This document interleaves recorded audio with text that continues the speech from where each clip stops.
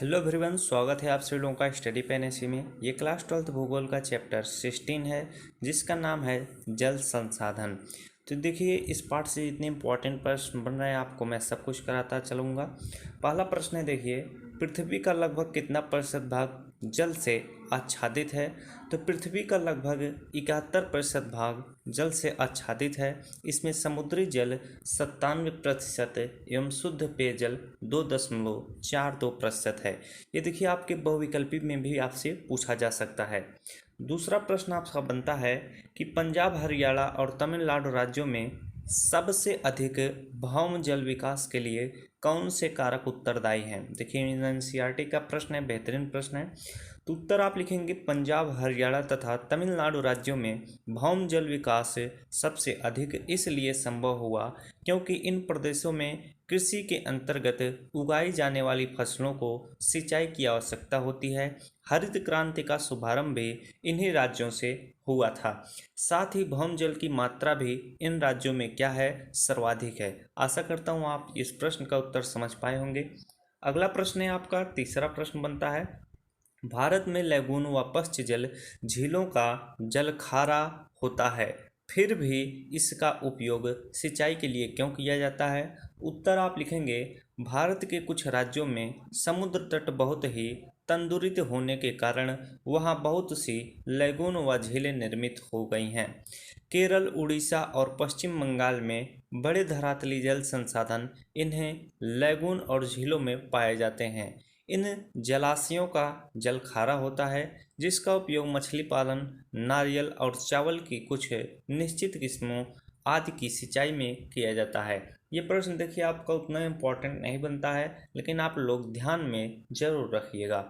अगला प्रश्न आपका बनता है कि अलावड़ी जल से क्या समझते हैं? ये आपसे कभी कभार पूछ दिया जाएगा।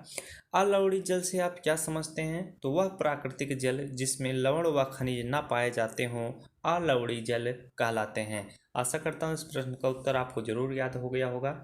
अगला प्रश्न आपका बनता है, लोगों पर संदूषित जल यानी प्रदूषित जल, गंदे पानी के उपयोग के क्या संभव प्रभाव हो सकते हैं? तो उत्तर आप लिखिएगा, दूषित जल के उपयोग से मनुष्य में जल जनित अनेक बीमारियां जैसे डायरिया, हैजा, पीलिया आदि से होने वाला खतरा बना रहता है। साथ ही इनसे उनकी असामयिक मृत्यु होने की भी संभावना अधिक होती है। ये देखिए, आपसे पूछ लेगा कि गंदे पानी के उपयोग से होने वाले बीमारियों के नाम लिखिए। इस तरह से भी आपसे प्रश्न पूछा जा सकता है। इसी में देखिए एक प्रश्न और है कि भारत में जल की दो मुख्य समस्याएं क्या हैं? भारत में जल की दो प्रमुख समस्याएं कौन सी हैं? तो पहला लिख लीजिएगा, जल की गुणवत्ता में कमी। दूसरा लिखिएगा, प्रति व्यक्ति जल उपलब्धता में भी कमी। अगला प्रश्न आपका बनता है कि देश में कुल उपयोग किए गए जल में कृषि क्षेत्र का भाग कम होने की संभावना क्यों है? तो उत्तर आप लिखेंगे, कृषि क्षेत्र में सतह जल का 89% और भूमिगत जल का 92% उपयोग होता है। इसके विपरीत औद्योगिक क्षेत्र में सतह जल केवल 2% और भूमिगत जल का 5% ही उपयोग होता है। कुल जल उपयोग में कृषि क्षेत्र का भाग अन्य क्षेत्र से अधिक है।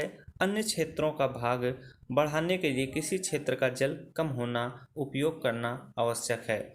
आशा करता हूँ आप सभी लोगों को ये प्रश्न का उत्तर जरूर समझ में आया होगा। अगला प्रश्न है आपका, जितने प्रश्न आप देख रहे हैं सभी इंपॉर्टेंट प्रश्न हैं।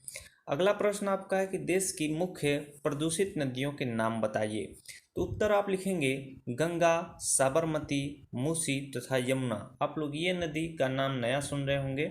तो गंगा, साबरमती, यमुना देश की प्रमुख प्रदूषित नदियां हैं। इन नदियों में प्रदूषण का प्रमुख कारण औद्योगिक प्रतिष्ठानों से निकलने वाला क्या? अपशिष्ट पदार्थों का नदियों में प्रवाह, यानी जो कल फैक्ट्रियां हैं उनसे जो गंदे आपके वहाँ से अपशिष्ट पदार्थ जो निकल रहे हैं तो वो नदियों में छोड़ दिए जा रहे हैं, जिससे नदियों का क्या पानी गंदा हो जा रहा है और प्रदूषित हो जा रहा है।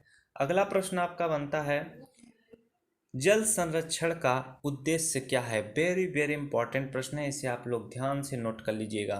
भावी पीढ़ी के लिए जल को बचाए रखना, पारिस्थितिकी तंत्र और जैव विविधता को बनाए रखना, पेयजल एवं अन्य आवश्यकताओं को सुनिश्चित करना, जल की बर्बादी को रोकना एवं तार्किक उपयोग को बढ़ावा देना आदि जल संरक्षण के क्या उद्देश्य हैं, इन्हें आप लोग जरूर याद कर लीजिएगा। अगला प्रश्न आपका बनता है कि वर्षा जल संग्रहण क्यों आवश्यक है। ये भी वेरी वेरी इंपॉर्टेंट प्रश्न है, तो आप लोग ध्यान से इसे देखिएगा। उत्तर में लिखेंगे वर्षा जल संग्रहण से भौम जल स्तर में सुधार होता है, साथ ही यह मृदा अपरदन व बाढ़ नियंत्रण में भी सहायक होता है।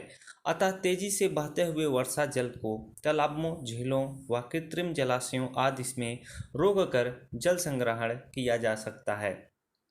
अगला प्रश्न आपका बनता है, वेरी इंपॉर्टेंट प्रश्न है, ग्रामीण क्षेत्रों में वर्षा जल संचय का विवरण प्रस्तुत कीजिए। आया अथवा इस तरह से आपसे प्रश्न देगा कि ग्रामीण क्षेत्रों में वर्षा जल संचय के किन्हीं दो उपायों का वर्णन कीजिए। तो उत्तर आप लिखेंगे वर्षा जल संचय।